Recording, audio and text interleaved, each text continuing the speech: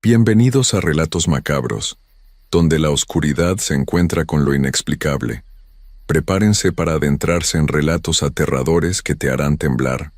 Si les gusta el miedo, no olvides dejar tu like, suscribirte al canal y activar la campanita para no perderte ninguna historia. Y cuéntanos en los comentarios desde qué parte del mundo nos escuchas. Ahora apaga las luces, suban el volumen, y que comience el terror.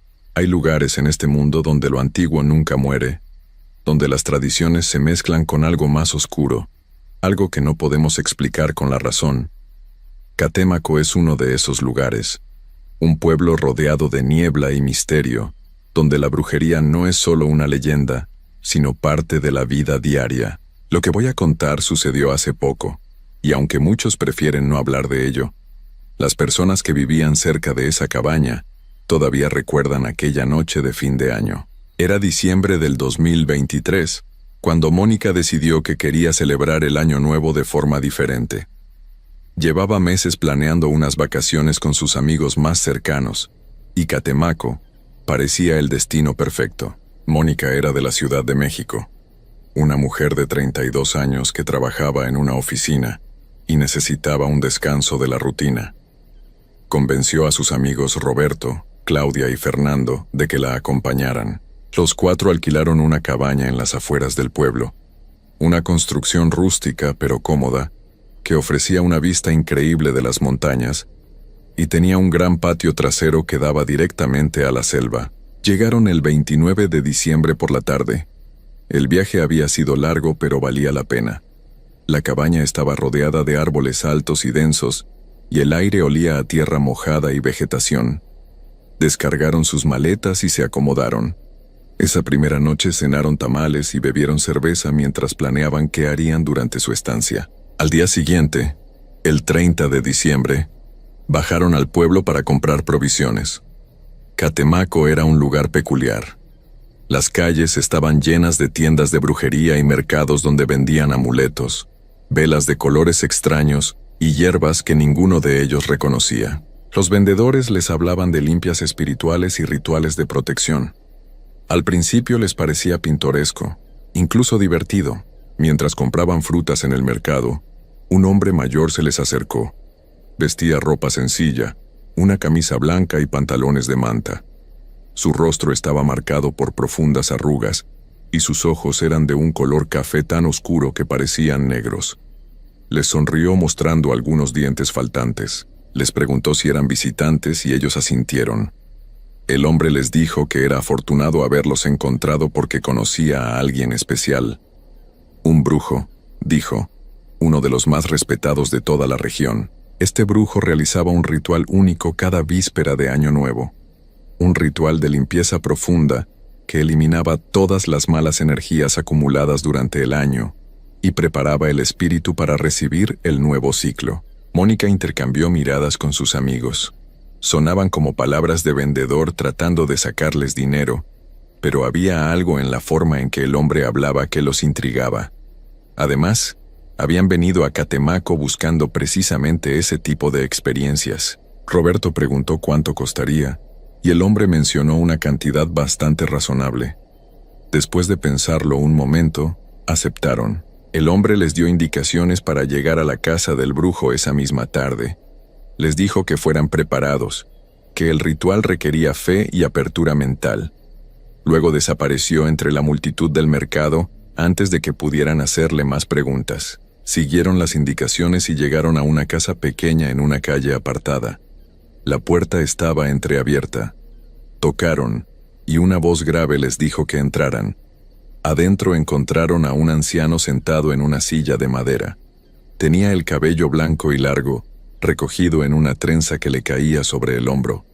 Su piel era oscura y curtida por el sol. Llevaba un collar de cuentas rojas y negras. El brujo los miró durante un largo momento sin decir nada. Mónica sintió un escalofrío bajo esa mirada penetrante. Finalmente el anciano habló.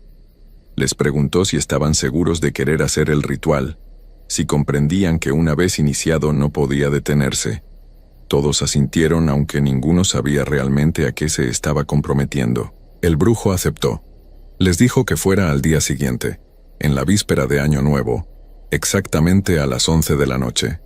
Debían esperarlo en la cabaña, y él llegaría puntual. No debían comer nada pesado durante el día, y tenían que vestir ropa cómoda de colores claros. Les advirtió que el ritual se realizaría en la naturaleza, en el lugar donde las energías son más fuertes. Regresaron a la cabaña con una mezcla de emoción y nerviosismo. Fernando bromeaba diciendo que probablemente solo sería un show para turistas, pero Claudia comentó que había sentido algo extraño en la presencia del brujo, algo que no podía explicar. El 31 de diciembre amaneció nublado. Pasaron el día explorando los alrededores, caminando por senderos entre la vegetación y tomando fotografías. Trataban de mantenerse entretenidos, pero todos pensaban en lo que sucedería esa noche. Comieron ligero como les había indicado el brujo, solo frutas y agua. A medida que caía la tarde, el cielo se volvió más oscuro de lo normal. No había estrellas visibles. Una niebla espesa comenzó a rodear la cabaña, como si la selva misma se estuviera acercando. Prepararon una cena sencilla con tortillas y frijoles. Nadie tenía mucho apetito. A las 11 en punto escucharon 3 golpes firmes en la puerta. Mónica fue a abrir y encontró al brujo parado en el umbral. Llevaba una bolsa de tela sobre el hombro y en su mano sostenía un bastón de madera tallado con símbolos que ninguno reconoció. Sin saludar, entró y les indicó que lo siguieran. Los condujo hacia el patio trasero. La niebla era tan densa que apenas podían ver más allá de unos metros. El brujo caminaba con seguridad, como si conociera cada piedra y cada rama del camino. Ellos lo seguían en fila, sintiendo cómo el suelo cambiaba bajo sus pies. Primero era pasto, luego hojas secas que crujían con cada paso, y finalmente tierra suelta y polvorienta. Se adentraron en la selva. Los sonidos nocturnos los rodeaban, grillos y animales que no podían identificar. El brujo no hablaba, solo avanzaba con su bastón golpeando rítmicamente el suelo. Caminaron durante lo que pareció una eternidad, hasta que llegaron a un claro entre los árboles. El brujo se detuvo y dejó su bolsa en el suelo. Les ordenó que se sentaran formando un círculo. Obedecieron sin cuestionar. El anciano sacó de su bolsa un recipiente con sal y comenzó a caminar alrededor de ellos, derramando la sal hasta formar un círculo perfecto que los encerraba. Mónica observaba cada movimiento. Había algo hipnótico en la forma en que el brujo se movía. Luego sacó 4 velas negras, tan negras que parecían absorber la poca luz que había. Las colocó en 4 puntos alrededor del círculo y las encendió. Las llamas ardieron inmediatamente, más altas de lo que debería ser natural, y con un color azulado en los bordes. El brujo se sentó frente a ellos, fuera del círculo. Comenzó a cantar en un idioma que ninguno conocía. Las palabras sonaban antiguas, guturales, como si vinieran desde lo más profundo de la tierra. El canto se hacía cada vez más intenso y el aire pareció volverse más pesado. Después de varios minutos, el brujo se detuvo. Abrió su bolsa nuevamente y sacó 4 hojas de papel amarillento y 4 bolígrafos de tinta negra. Le entregó una hoja y un bolígrafo a cada uno de ellos. Con voz firme les dio instrucciones. Debían escribir su nombre completo, su fecha de nacimiento y su peor miedo. El miedo más profundo que tuvieran, aquello que los aterrorizaba en las noches, lo que no se atrevían a confesar a nadie. Les dijo que esto era necesario para que el ritual funcionara, que al quemar esos papeles en el fuego sagrado, sus miedos serían consumidos, y el nuevo año los recibiría libres y purificados. Mónica dudó por un momento. Miró a sus amigos y todos parecían estar igual de indecisos. Pero habían llegado hasta ahí. Roberto fue el primero en empezar a escribir. Los demás lo siguieron. Mónica escribió su nombre completo, su fecha de nacimiento, y luego se detuvo en la última parte. Su peor miedo. Pensó en varias cosas, en perder a sus seres queridos, en quedarse sola, pero finalmente escribió la verdad. Tenía miedo de no haber vivido realmente, de despertar un día siendo vieja y darse cuenta de que había desperdiciado su vida. Era un miedo que la perseguía desde hacía años. Cuando terminaron, el brujo les pidió que doblaran los papeles y los sostuvieran en sus manos. Sacó otro recipiente de su bolsa, uno de metal oxidado, y lo colocó en el centro del círculo. Con un movimiento rápido, derramó un líquido transparente dentro y lanzó una cerilla encendida. Las llamas brotaron instantáneamente, grandes y voraces, uno por uno. Les indicó que arrojaran sus papeles al fuego. Roberto fue primero. Lanzó su papel y las llamas lo devoraron en segundos. Luego Claudia, después Fernando, y finalmente Mónica. Todos observaban cómo sus secretos se convertían en cenizas. Sacaron una botella de champán que habían traído y brindaron. Reían nerviosos, sintiendo que habían participado en algo especial, algo que recordarían siempre. El brujo observaba en silencio con una expresión que Mónica no pudo descifrar. Entonces sucedió algo extraño. El viento que había estado soplando suavemente se detuvo por completo. La selva quedó en un silencio absoluto. Ni un grillo, ni un movimiento de hojas. Era como si todo ser viviente hubiera dejado de respirar al mismo tiempo. Las llamas del recipiente de metal seguían ardiendo, pero ahora producían un humo negro y espeso que no se dispersaba, sino que permanecía flotando sobre ellos como una nube. El olor cambió. Ya no era el aroma a papel quemado, sino algo más denso, más desagradable. Olía a carne quemándose. Mónica sintió que algo no estaba bien. Miró a sus amigos y vio la misma expresión de inquietud en sus rostros. Fernando se llevó la mano a la nariz tratando de bloquear el olor. Claudia se puso de pie, pero el brujo le gritó que no saliera del círculo, que debía permanecer dentro sin importar qué. Fue entonces cuando comenzó la comezón. Mónica sintió primero un ligero cosquilleo en los brazos, como si miles de hormigas caminaran sobre su piel. Se rascó pensando que era solo su imaginación, pero la sensación se intensificó. Roberto también se estaba rascando, y luego Claudia y Fernando. La comezón se volvió insoportable. Mónica se rascaba con desesperación, pero no encontraba alivio. Era como si algo bajo su piel estuviera moviéndose, quemándose. Miró sus brazos y vio que su piel comenzaba a enrojecerse, a formar ampollas. Los gritos comenzaron. Fernando fue el primero en gritar de dolor. Se arrancaba la camisa tratando de alcanzar su espalda. Claudia lloraba, mientras se rascaba el cuello hasta sangrar. Roberto se había tirado al suelo revolcándose, su rostro contorsionado en una mueca de agonía. Mónica sintió un dolor ardiente en su espalda, como si alguien le estuviera presionando un hierro al rojo vivo contra la piel.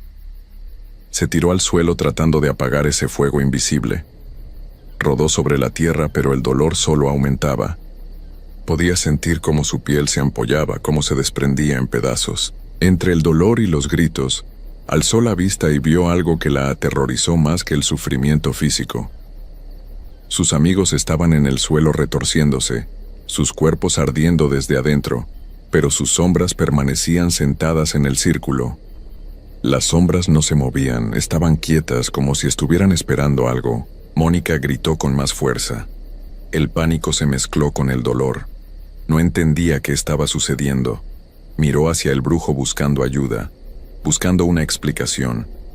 El anciano seguía sentado fuera del círculo, pero ahora su piel también comenzaba a cambiar. Con horror, Mónica vio cómo la piel del brujo se oscurecía, se arrugaba como papel viejo.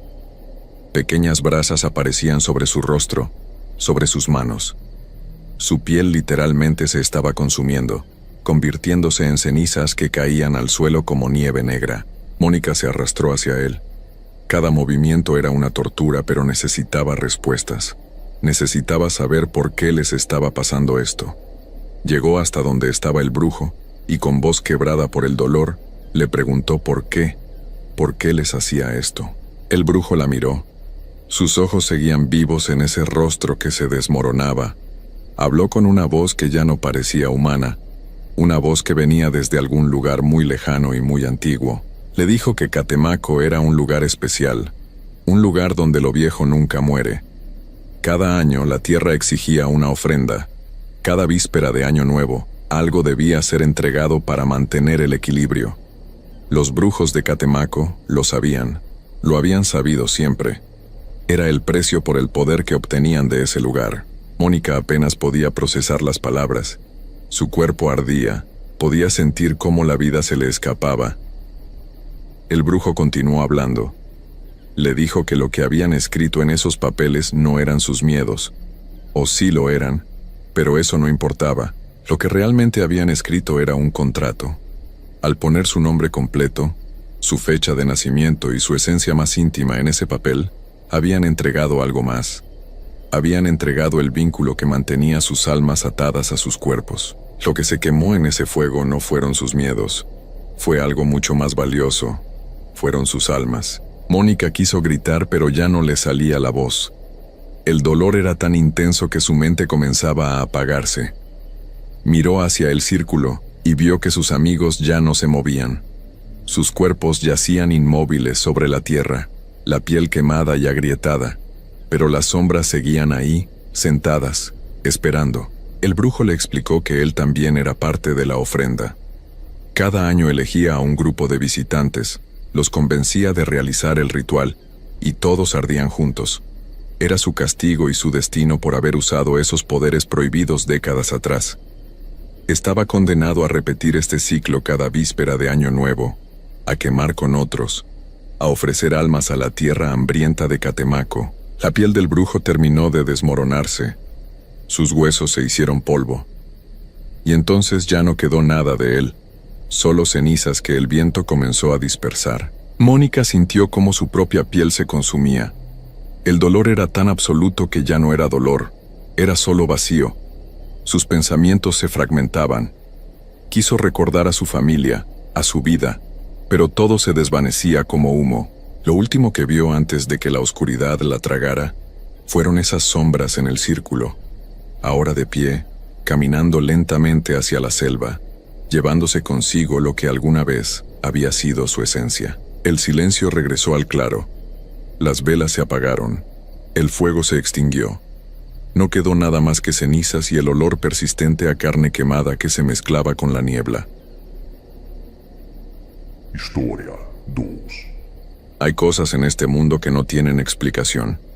Cosas que pasan en lugares donde la niebla se confunde con el humo de las velas y donde la gente todavía cree en lo que no se ve.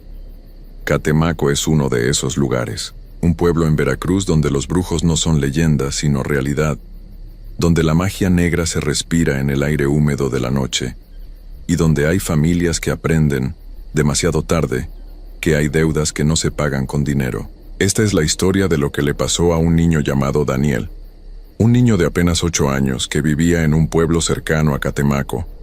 Su familia era humilde. Su padre, Roberto, trabajaba en el campo desde que salía el sol hasta que se escondía. Su madre, Elena, vendía tamales en el mercado. Apenas les alcanzaba para comer, pero eran felices, o al menos eso creían. Todo cambió cuando Roberto se enfermó. Una fiebre extraña que no lo dejaba levantarse de la cama. Los doctores del centro de salud no sabían qué tenía. Le daban medicinas, pero nada funcionaba. Cada día que pasaba, Roberto se ponía peor. Su piel se volvía más pálida. Sus ojos se hundían en las cuencas.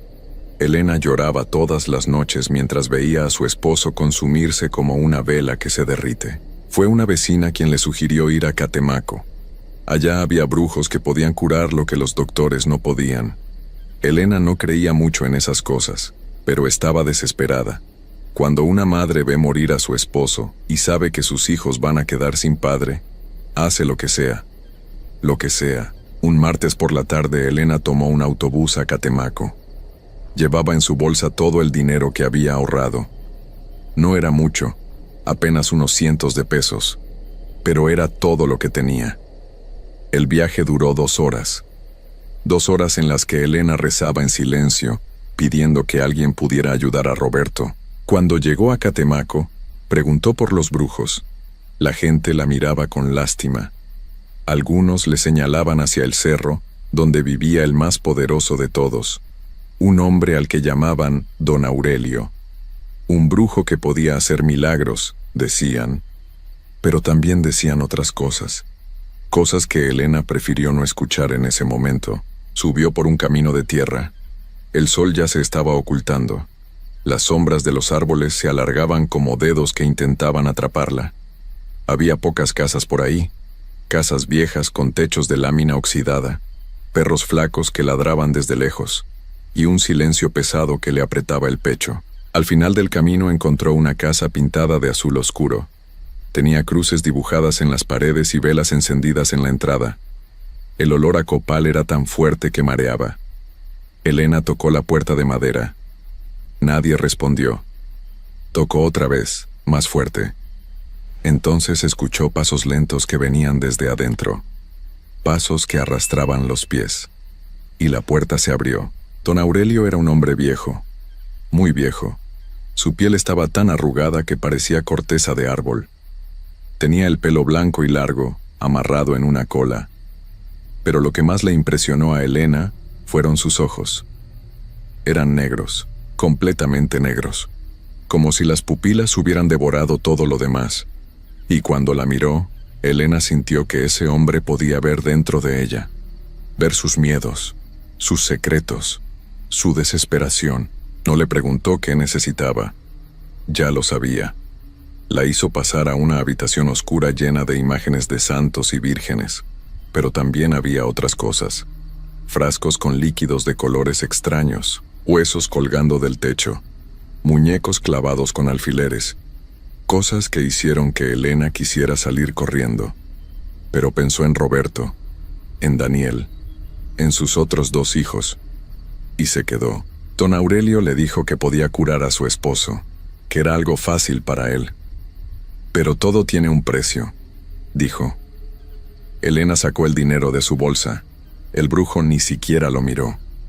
Ese dinero no me sirve, dijo con una voz que sonaba como piedras chocando. Yo no cobro en pesos.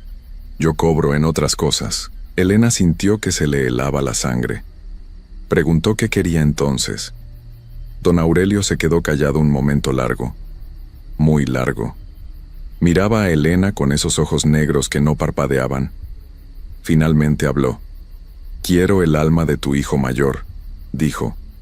Cuando cumpla 9 años, vendré por ella. Elena casi se desmaya. Empezó a temblar. Le dijo que no, que jamás haría eso. Don Aurelio se encogió de hombros. Entonces tu esposo va a morir, dijo, y tus hijos van a crecer sin padre, van a pasar hambre, van a sufrir. Pero tú decides. Elena lloraba, le suplicaba que pidiera otra cosa, cualquier cosa, pero el brujo no cambiaba de opinión. Le dijo que tenía hasta la medianoche para decidir, que si salía de esa casa sin aceptar, ya no había vuelta atrás. Roberto iba a morir esa misma noche. No sabemos qué pensó Elena en esos minutos. Tal vez pensó que el brujo no podía hacer lo que decía, que era mentira, que Daniel cumpliría 9 años y nada iba a pasar. O tal vez pensó que era mejor salvar a Roberto ahora y preocuparse después. El caso es que aceptó. Dijo que sí. Y don Aurelio sonrió. Fue una sonrisa que Elena nunca pudo olvidar. Una sonrisa sin alegría, sin humanidad. El brujo sacó un cuchillo pequeño. Le dijo a Elena que tenía que firmar con sangre. Ella extendió la mano. Don Aurelio le hizo un corte en la palma. No dolió tanto como Elena pensó que dolería. La sangre cayó en un papel amarillo lleno de símbolos raros. Y cuando la última gota tocó el papel, Elena sintió algo, como si algo se hubiera roto dentro de ella, como si hubiera perdido algo que nunca iba a recuperar. Vete, le dijo el brujo. Tu esposo va a estar bien mañana. Pero recuerda, cuando Daniel cumpla 9 años, vendré por lo que es mío. Elena salió de esa casa corriendo, bajó el cerro tropezándose con las piedras. Lloraba sin parar, pero en su mente trataba de convencerse de que había hecho lo correcto, que Roberto se iba a curar, que eso era lo importante. Y Roberto sí se curó. Al día siguiente, cuando Elena regresó a su casa, su esposo estaba sentado en la cama. Ya no tenía fiebre. El color había regresado a su cara. Los doctores no lo podían creer. Lo llamaron milagro. Pero Elena sabía la verdad, y esa verdad la quemaba por dentro como hierro caliente. Los meses pasaron, luego los años. Roberto volvió a trabajar. Los niños crecían sanos. Elena trataba de no pensar en lo que había prometido. A veces se convencía de que el brujo ya se había olvidado, que tal vez había sido solo un sueño. Pero en las noches, cuando todos dormían, ella se quedaba despierta mirando a Daniel, su hijo mayor, su niño de ojos grandes y risa fácil, y lloraba en silencio. Daniel cumplió 7 años, luego 8. Era un niño bueno, ayudaba a su mamá, jugaba con sus hermanos.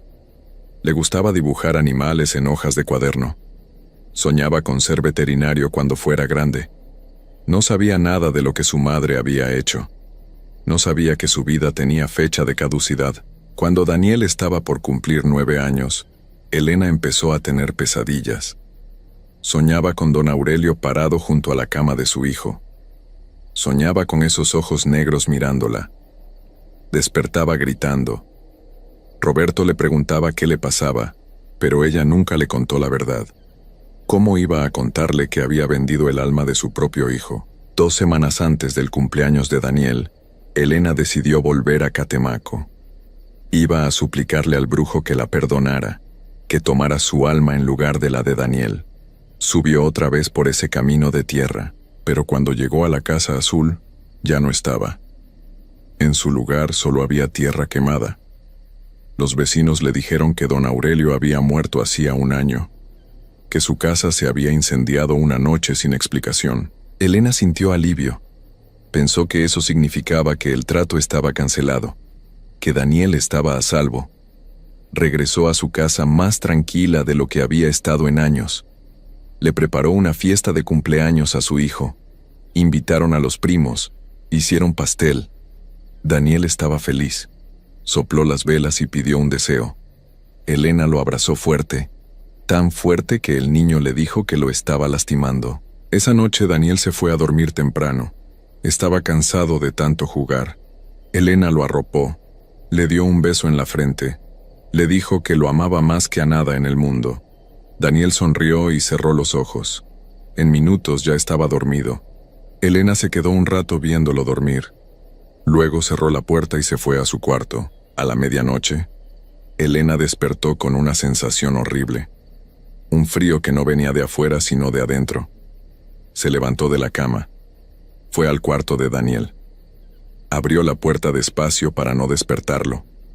Y lo que vio, la hizo gritar. Daniel estaba en su cama. Parecía dormido. Pero algo estaba mal. Su piel estaba demasiado pálida, demasiado fría. Elena se acercó corriendo. Lo tocó, lo sacudió, le gritó que despertara. Pero Daniel no despertaba. Sus labios estaban morados. No respiraba. Roberto llegó corriendo. Llamaron a la ambulancia. Pero ya era demasiado tarde.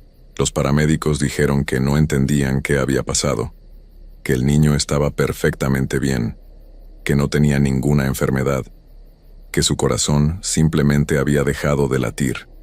Sin razón, sin explicación. Los doctores del hospital dijeron lo mismo. Muerte súbita, escribieron en el papel. Pero Elena sabía la verdad. Esa noche, mientras lloraba junto al cuerpo de su hijo, vio algo que la heló por completo. En la ventana del cuarto, grabado en el cristal con lo que parecía ser sangre, había un símbolo. El mismo símbolo que había visto en el papel amarillo que firmó con don Aurelio. Y junto al símbolo, unas palabras. Las deudas siempre se cobran. Elena nunca le contó a Roberto lo que había hecho. ¿Cómo podría explicarle que ella había cambiado la vida de su esposo por el alma de su hijo? El funeral fue un martes. Llovió todo el día, como si el cielo también llorara por Daniel. Lo enterraron en el panteón del pueblo. Roberto no volvió a ser el mismo. Se sentaba horas frente a la tumba de su hijo sin decir nada. Pero lo peor para Elena no fue el dolor, fue la culpa. Fue saber que Daniel había muerto por su culpa, que ella había elegido salvar a Roberto sabiendo lo que iba a pasar, y aunque trató de convencerse de que no había tenido opción, de que el brujo la había obligado, sabía que era mentira. Ella había elegido, y ahora tenía que vivir con eso. Los años pasaron, pero Elena no pudo seguir adelante. Veía a Daniel en todas partes. Escuchaba su risa cuando la casa estaba en silencio. Sentía su presencia en su cuarto vacío. Sus otros hijos crecieron. Se fueron de la casa. Formaron sus propias familias. Roberto envejeció. Pero Elena quedó atrapada en ese momento. En esa noche en que perdió a su hijo por un trato con el diablo. Dicen que Elena todavía vive en ese pueblo. Que ya es una anciana que casi no sale de su casa. Que a veces la ven hablando sola. Que menciona el nombre de Daniel una y otra vez. Y dicen que en las noches, cuando hay luna llena, se puede escuchar el llanto de un niño que viene de esa casa. Un llanto que no es de este mundo. El llanto de un alma que fue robada antes de tiempo. Y en Catemaco, los brujos siguen haciendo sus trabajos. Siguen cobrando sus precios. Porque en ese lugar donde la niebla se confunde con el humo de las velas, todavía hay personas desesperadas que están dispuestas a pagar cualquier cosa por un milagro, sin saber que algunos milagros cuestan más de lo que uno puede pagar, sin saber que hay cosas peores que la muerte.